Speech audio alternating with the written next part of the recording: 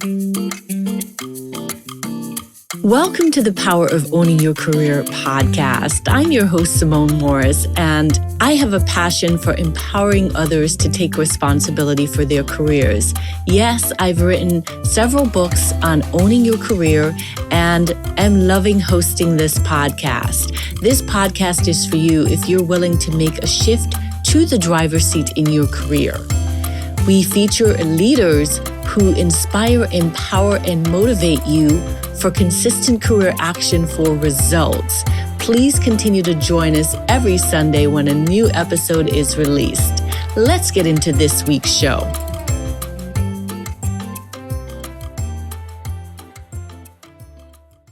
Welcome to this week's episode of the Power of Owning Your Career podcast. I'm your host, Simone Morris, and extremely excited to bring today's guest, Brandice Daniel. Brandice is the founder of Harlem Fashion Row and a fashion industry expert with experience in buying, production, and bridging the gap for designers of color. She has led collaborations with major brands including Nike, LVMH, Tommy Hilfiger, and Tiffany & Co. In 2020, she founded a nonprofit organization, Icon 360, that has donated over $2 million to HBCU, fashion departments, and Black designers. Her achievements have been recognized by various organizations, including Forbes, Good Morning America, Fashion Institute of Technology, and Vogue. Brandice is also a proud mom to Sky and wife to Richard Daniel. Brandice, it's so awesome to have you on the show. Welcome, welcome, welcome. Thank you so much for having me. I'm excited to be here. Me too. I know this has been a long time in the making. You are a busy person, a lot of successes, and I'm excited to follow you on social media, primarily Instagram. So let's go back to your journey. I always like to go back to the beginning and say, what did you want to be when you were growing up? When I was growing up, I wanted to be a pediatrician. Oh. However, I think that was encouraged by my mom. Yes, yes, Yeah. because I wanted to be a teacher when I was growing up, and my mom was like, no, there's no money in that. So definitely parents do have an influence. So what Yeah, happened with that? You wanted to be a pediatrician, but you are on a very different path now. What happened with that absolutely. dream and give us some highlights from your career. So I went to college at University of Tennessee at Chattanooga, Hmm. majored in pre-med. After 1 year, realized that was absolutely not what I wanted to do. Found myself in our career center, filling out one of those, like figuring out what my interests were. All of my interests like led towards fashion and retail. I didn't even know we had a fashion major at the school because it wasn't a fashion school. Changed my major. My mother was so upset I bet. because I had changed my major for pre-med fashion merchandising. Graduated with a degree in fashion merchandising and could not find a job in fashion.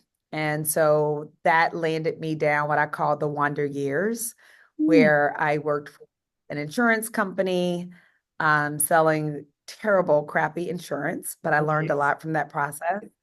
That led me to ended up working temp for a home builder in Atlanta and started there as temp, then moved into their accounts payable department, which was one of the biggest gifts I have ever been given because I worked for a woman, Lee Reed, that required absolute excellence. Hmm. And she then prepared me. Then that home builder decided they were going to close. I almost took a job with one of my contractors, but there was a little small voice that told me that this was my sign to get into what I really wanted to do, which was fashion. So I Hmm. packed my bags. I moved from Atlanta to Memphis, moved back into my parents' home, trying to figure out what I was going to do. I worked at Brooks Brothers in the mall. I filed papers for AT&T and I applied for fashion jobs. I got lots of interviews, never got hired because I was a terrible interviewer at the time. And there was a man who was at the company that I worked for, the temp company, who I consider him an angel. His name was OC Body. I've never forgotten his name, but I've never talked to him since I left. Hmm. And I've tried to get in touch with him to tell him thank you, but he saw something in me. So while I was on the floor filing papers, he said, "What are you supposed to be doing?" Mm. And I instinctively knew what he meant. And I said, "I'm supposed to be a buyer." He said, "Well, why are you here?" I said, "Because nobody's hiring me." He asked me for my resume. He worked with me on my resume. I sent that same resume. I had sent the new kind of updated resume to the same company I had been applying to in Memphis, which was Catherine's. They called me the same day. I had Wow. been sending my resume over to them. So that was actually what got me into fashion. That was my first fashion job. I'm so inspired by that. You don't know this about me, but when I was growing up, I wanted to be a model, and my mom squashed that. I'm sitting down, so you don't know, and listeners, you probably don't know this as well, that I'm 6 feet tall. So I wanted to be a model, and I went to Barbizon. Well, I tried to go to Barbizon. Anyway, I also want to be a buyer, and my degree, my undergraduate degree is in retail management, but I sort of went, oh, this is not working, and went down a different path. So I really am enjoying hearing about your story. Very exciting. So you never found him? Oh, thank you. I haven't found him yet. No. But Oh. he was complete. I've mentioned his name in so many things because he was just such an angel for me at that Yeah. time. And so I worked that job. I got hired as an allocation analyst, which is not the job I wanted, but I had decided I just needed a foot in the door. And Hmm. I was willing to take any job they gave me. And I said, no, no one will outwork me on this job. And so while I was there, I really wanted to be an assistant buyer. They wouldn't allow me to transfer departments because everybody wanted to be an assistant buyer. So I worked out a deal where I asked my boss, which was a planner in fashion, if I could come in and work earlier in the morning for our buyer. If I Mm. came in earlier and stayed late, would she with that? And so then I had to go negotiate with my buyer and say, "Hey, can I come in?" Because she would get into the office at like 6:30 in the morning. So I'd Wow. say, if I come in early and work with you, is that okay? And then I'll stay late. And they said, okay. Everybody's signed off on it. They said, as long as it does not impact your work performance. I said, okay. So that's what I did. Came in early, worked with my buyer, 8 o'clock. I went and did my job, my real job. After 5 o'clock, I went in the office with the buyer and worked with her. And so when one of her assistants quit, they still didn't want to move me, but she went and fought for me Oh my goodness. because of my work ethic. And that was how I got my foot into buying. And then from there, I knew I wanted to move to New York. I was applying to get into FIT because I really just love that school and wanted to go there. I then tried to get into FIT many times and they denied me. So they rejected me probably 4 times. And finally, my buyer knew someone who worked at FIT, and she said if she changed the major she's trying to get into, they'll accept her because they don't have many students in international trade and marketing. Mm. So I did that and actually got in, and it was a matter of me figuring out how to move to New York City and pay for that. And I got a call from one of our vendors who lived in New York, and she called me one day and said, "Hey, do you want to move to New York?" Wow. Out the blue. She had no idea what I was working on. And that's how I ended up moving to New York, working for that company, which was in apparel production. So we actually produced the Sexy Little Things line for Victoria's Secret. Oh, how Worked there fun. until I had the idea for her. Oh, what an Yep. exciting So journey. that's my journey in like 5 minutes. Oh, that's an awesome journey. So there are a lot of lessons there, I bet. And the first thing I hear is determination and deciding. What are some of the big decisions that you've made in your career?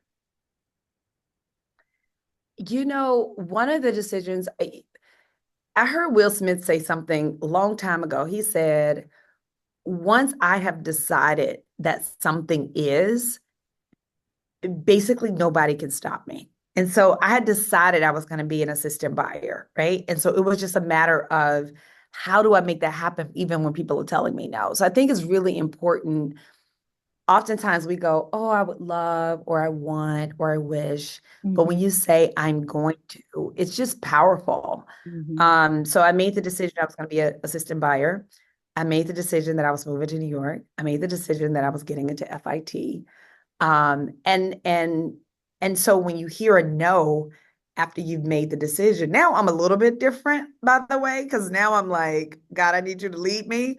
Hmm. But when you hear the word no, when you've made a decision and you know that that's what's possible for your life, you hear the no, but the no doesn't stop you. And Hmm. I think it's really important to go, okay, the way I'm going to answer is no. What is my way? What is another route? Right? Like, it's just like driving. Like, there's going to be a roadblock potentially, right? So you don't stop at the roadblock and just sit there and just wait for the people to stop doing the work, which could be weeks, days, Yep. years, right? We don't know how long it's going to take them. You find another way, and it's the same thing. And oh, that's such a great analogy that I'm on the driver's seat. Yes. Okay. I Yeah, didn't even the try to do that. detour, the That was, detour. There's a that was great, detour. Simone. That was Yes. great. That was great for the driver's seat podcast. Yeah. We got to take the sound bite. Um, but you can then, you have to decide when I get to the roadblock, okay, this road is blocked. So now I need to take another route. And that has kind of been really the story of my life. I think when I started Harlem's Fashion Row, I was trying to figure out like what was that. I knew that I was going to start a business. Like I am an entrepreneur. I come from a line of entrepreneurs. It's who I am, but I just didn't know what it would be. And um there were just so many decisions that I had to make. The first decision was that Harlem's Fashion Row was going to happen and it was going to exist. And I Hmm. will tell you, making the decision that it was going to exist was probably one of the most important decisions I've ever made. And knowing that it was bigger than me, it had nothing to do with me. This company still has nothing to do with me. Hmm. But knowing that it was so much bigger than myself, but that it had to exist in the world was a big decision because I had no idea what I was going to be up against in order to keep it alive. Hmm. I'm very curious about, well, what were you up against? Like, well, let me go back because first of all, everything is swimming around in my head. First of all, what is your mom saying while all this is happening? You're moving very far away from that pediatric journey. The thing about my mother, she's so funny. She's literally been my biggest supporter. Like, I mean, from the very beginning, too. Not like later when she saw, no, when I started planning that first event. So she quickly pivoted. Like, when she saw that this is where I was going, she quickly pivoted and was like, okay, this is what we're doing. Mm. When I said I was moving to New York, my dad, who is actually the risk taker, the biggest risk taker in my family, he's like, I don't think you should move to New York. Why would you go there? It's so dirty. Da, da, da, da, da. And my mother on the other end was like, go. If Oh. it doesn't work out, you will always have a place home, but Mm. you go. So she quickly pivoted to becoming kind of that. She still is, by the way. I called her the other day about someone's like, Mom, what do you think about this? But is the one who has been pushing me in so many ways. Her and my husband have been like two of my biggest encouragers for sure. Awesome. So when you say the company is not for you, what do you mean by that? The mission has never been about me. I am not a designer. So I have always felt like this was a divine thing that was supposed to be in the world. Mm. And that for whatever reason, God was using me as a vessel to push it out. Mm. And I've said since day one of HFR, this has nothing to do with me. It is so much bigger than me, but it is something that is supposed to happen. And when I discovered a woman, Lois Alexander Lane, I realized that I am literally continuing her legacy. Mm. So everything that I'm doing with Harlem's Fashion Row is what she was doing in the 70s. Mm. And she started the Black Fashion Museum and the Harlem Institute of Fashion. She doesn't get the credit that she Mhm. deserves. Mhm. So anytime I can give her the credit, I always do. I had the opportunity to meet her daughter a few years ago, Mm. maybe a decade ago, actually. And I am literally just, and even it was bigger than her too, right? But I know the year I tell you something so crazy. The year I started Harlem's Fashion Row is the year she passed. Wow. She passed the She baton. passed in 2007. I started Harlem's Fashion Row in 2007. Tell us the Absolutely. origin story of this big decision to start and the calling and the necessity and why Harlem. Tell us a little bit about that. So I was living in Harlem at the time. There was so much bubbling over at the time. It was so exciting. Like I, if I could even go back to 2007 in Harlem, I would. There was so many amazing things happening, so many great cafes opening and restaurants, and it was such a community vibe. There was something called the Harlem Brunch that this guy used to do, and we would all like pack into a restaurant for the Harlem Brunch. And it Mm. would be people that we didn't know, just like young professionals in Harlem. Me and my friends would throw like this party called the Hottest Harlem House Party. 200 people would show up. It was just, it felt like the Renaissance all over again. That's what it felt like when I moved to Harlem. And so I was again liking my job. I actually enjoy, I'm one of the few people who enjoy production.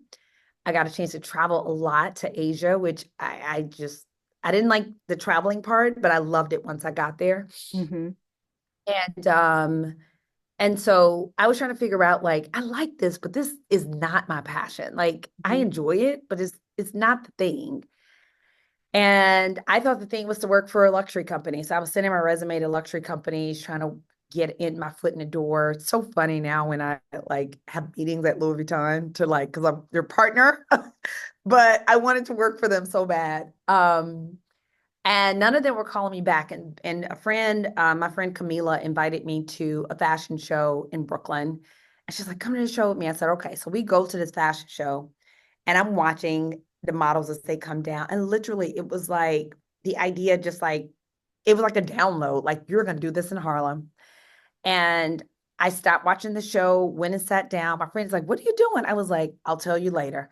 She finishes. I cannot stop talking about this show that I'm going to do in Harlem. Mind you, this wasn't even a thought when we went there. On the subway there, I wasn't even thinking about this.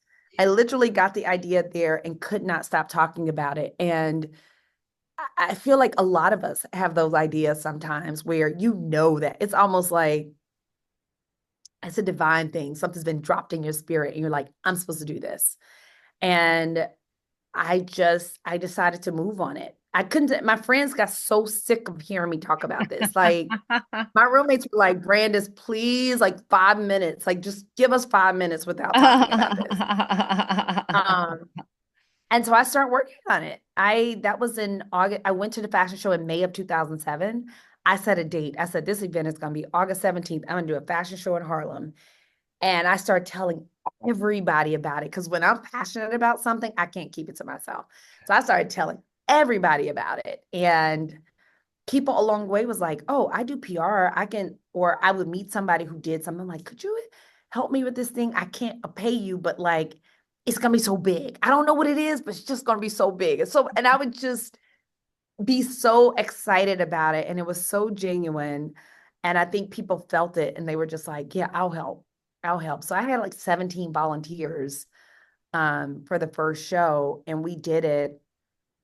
And it was, I mean, a gazillion things went wrong. I mean, literally, I think almost everything that could go wrong went wrong.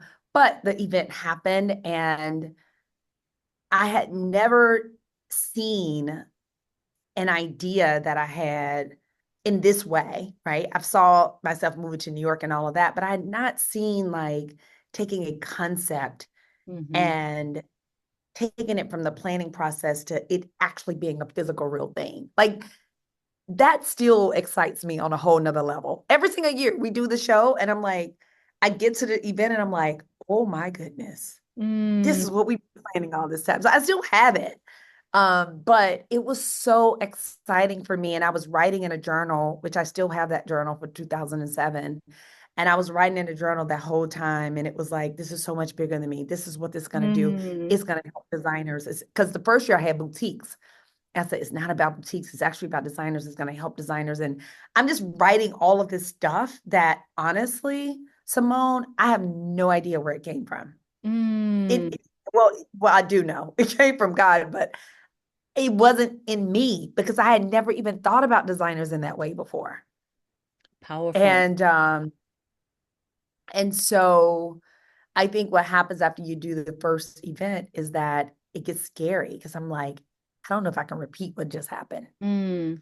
So the second year, I didn't do an event, 2009. 2008, I didn't do an event. I was so afraid. Mm.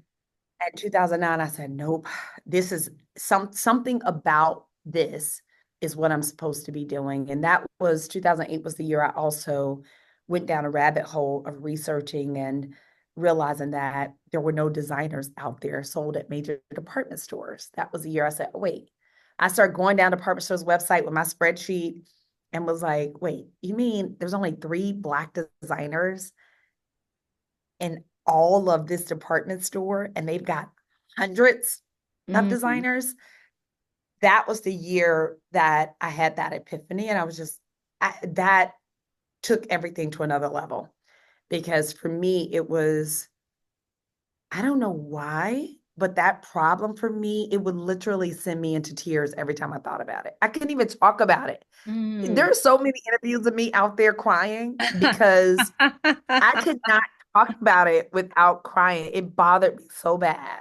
And I think that's when you kind of know. So I had this passion, then there's this problem. And I feel like that's sometimes where the intersection of your purpose happens. And that's what happened for me. The three P's. Oh my Yeah. goodness. Powerful. So tell us the formula for owning your career. So you've got all these experiences. That's an amazing story. Uh, as you think back about your career journey, what are the key ingredients? What is necessary for one to be in the driver's seat to own their careers? What do you think? I think there's 3 things. And I'm just coming up with this on the spot. I just thought about this. I think number one, you have to know what you want. Mm-hmm. If you don't know what you want and where you're going, like, and you're just driving around with no destination, you're not going to reach the destination. You have to know what you want. That is number one. Once you know what you want, you have to be very intentional about getting the skills, the expertise, the education, and the relationships that you need to get you there. Mm-hmm. So that is going to take curiosity, right? That means you have to become a student and you have to go, okay, that's where I want to go. Okay, I want to be the CEO of Ford. Now you have to become a student and you have to go, okay, what did the last 4 CEOs of Ford, what was their trajectory to get there? Mm-hmm. How did they get there? What was, and like, who can I ask? Can I have a conversation with them or someone who knows them or a former CEO to figure out what was their path and what would they suggest for me? Like there has to be some strategy there. Mm-hmm. Absolutely. Mm-hmm. Um, and I think the third thing I'd say is that you're gonna have to take some cliff jumps. So there's no way to be in the driver's seat of your career without taking risks. Mm-hmm. No way. So you have to be willing to take some risks to get to where you want to be. Mm-hmm. Let's keep talking about the cliff jump. What do you say to yourself when you need to take a cliff jump to allow yourself to actually jump? Or listen, in your case, as you were talking, listen to the vision that's bigger than you, listen and move forward, even though you're uncomfortable. What's the mental message or inspiration or tips you can give to our audience who are afraid to take the risk? One of the things that I do is I act like I'm already there. Mm. So I take myself there in my mind and through my speech. I start speaking like it's already happened. Mm-hmm. And I think people don't realize how important it is, not just what you think, but what you say. And so I start like even before shows now, my team will tell you around August, I start saying that event was so amazing. That was the best event we have literally ever done, y'all. It was so beautiful. The crowd was so stunning. Like I start talking like that to my team, and then they start talking like it too. I was like, oh, it's already done. Mm, So that's one thing. Um, I think the second thing is that I realize my own mortality and that I don't want to leave here with any regrets about what I didn't do. mm, That is, I don't know where that came from, but I just don't want to have regrets about, oh, I didn't do it. And so I'm like, I'm doing it. I don't know what I'm doing, but I'm doing mm, it. And so I mm, think that's okay, right? I think sometimes we want to feel so ready. Like I'm working on something right now, and I'm like, I don't know exactly what I'm doing, but I'm going. And along the way, I'm just asking for a lot of help, a lot of advice. I'm listening. As I'm listening, I'm like iterating my message or my approach to it because I'm not crazy enough to think I know everything, right? So I think that mental message is see yourself already there and mm, start speaking as if you're already there and get as much help. Like there is nothing great you can achieve by yourself, like nothing. And so get as much help as possible, but be a person that people love to help. And mm, I think that is something that I'm really intentional about too. So along my journey, if people have helped me, I always go back and acknowledge and say thank you. Hey, you know what? That connection you made, this is what it's resulted in. I mm, feel like people should always get an ROI for helping me. mm, So I want to go back and say, just letting you know that connection led to that, and this connection led to this, and all of this points back to you. Thank you. oh, People love that, right? And so, um, I don't know if that's a mental thing, but it's definitely a strategy that I do, being really grateful.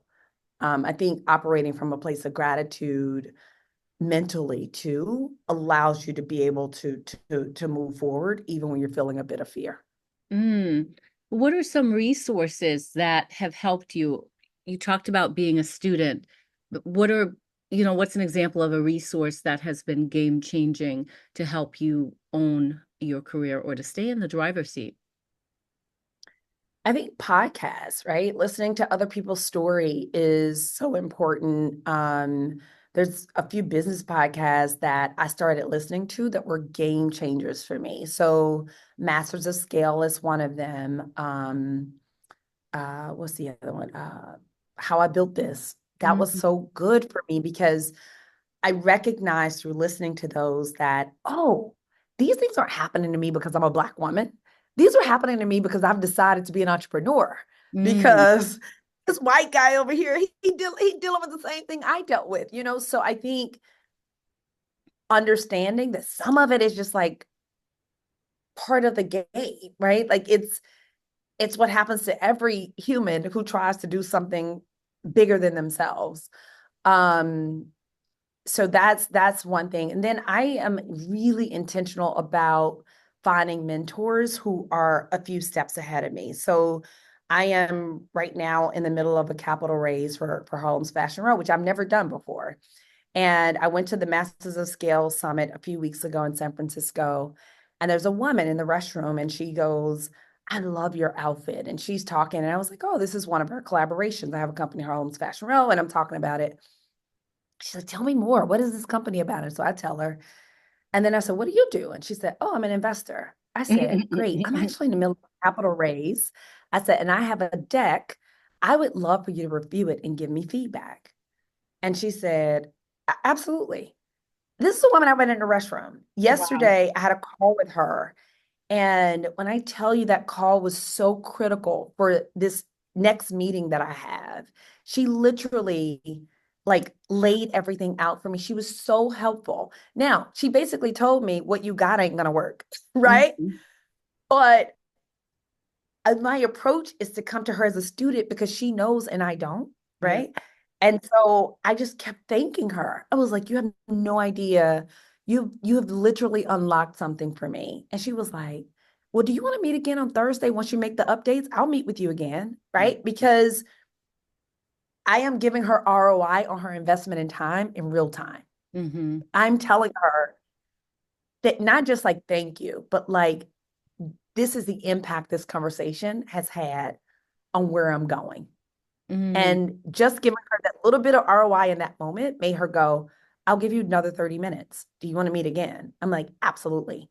So, you know, I don't even know where I was going with that, but I think like being a student and asking for help and following up and being grateful and showing that gratitude are things that I think are so underrated. I see it all the time because people ask me for advice or time and I never hear from them again. Mm-hmm. There's no follow-up. There's, you know, I don't know if I wasted my time that I spent with them or if it was helpful. Like, so I don't know. Those things have proven to be really great game changers for me. So Mm. leverage people.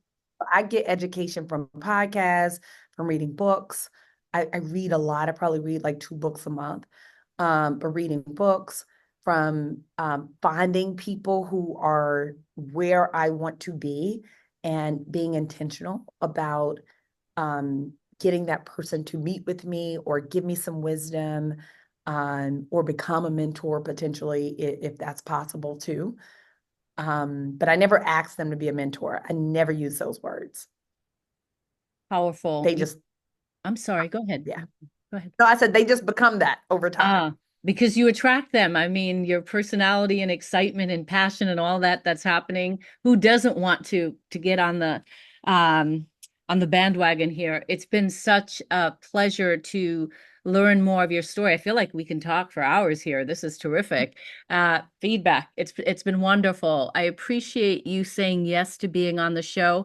Can you tell our listeners if they'd like to know more about you, more about Harlem Fashion Row, how can they do so? Yeah, I think Instagram is a great place. We keep that updated. So Harlem's Fashion Row, you just go to @Harlem's Fashion Row. If there's somebody who's a designer who's listening, you can go to our website, harlemsfashionrow.com, put the S at the end of Harlem, and you can sign up. If you want to get on our email list and you want to know what's going on, you can also sign up there on our website. If you want to follow me directly, you can follow me on Instagram at Brandice Daniel. If I'm not active on my timeline, I'm usually very active in my stories. And so feel free to follow me there. And I love my Instagram community. I feel like I've got a little tribe there and I enjoy it. Awesome. Well, thank you so much for being a guest on the Power of Owning Your Career podcast. Thank you so much for having me, Simone. Absolutely. I sincerely hope that you enjoyed this week's empowering career story on the podcast. If you did, I'm going to ask you to do me a favor. Wherever you listen to the podcast, be sure that you are subscribing and that you rate and review the podcast. It's so important as we continue to spread the word of career empowerment. In addition, you can head over to the LinkedIn platform and join the Power of Owning Your Career discussion group. There you can have access to the guests who have been on the podcast, as well as others listening to the podcast, as well as myself, where we can continue the conversation. I hope to see you on that platform. You can also email me at pooyc@simonemorris.com if you have a suggestion for guest or a message that you want me to hear personally. Thanks so much, and make it an inspiring, empowering week in your career.